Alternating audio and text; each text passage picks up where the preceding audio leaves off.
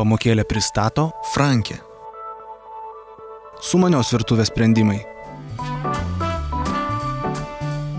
Kitas draugas yra svogūnas. Tai kas svarbu žinoti apie svogūną, tai kad negalima nupjauti jam apačios per daug, nes jinai laiko visą svogūną.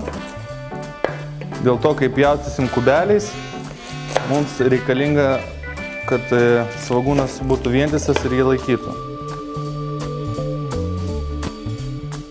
Kas svarbiausia žinoti apie pjaustymą, yra 3 pagrindiniai būdai. Svarbiausia stovėti 12 valandą, peilį laikyti 12 valandą, pirštai užlenkti, tokiu būdu neįsipjausit. Atsiranda plokštuma, per kurią juda peilis, galinis pirštas gale visą laiką.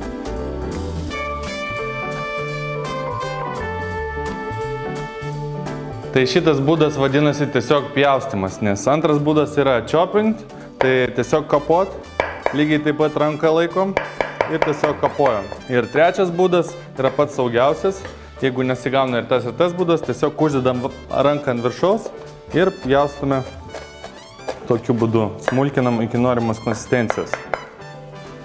Galima paimti netgi 2 peilius į vieną ranką, jeigu su ranka didelė, ir tai daryti su 2 peiliais, bus žymiai greičiau. Pamokėlę pristato Frankė.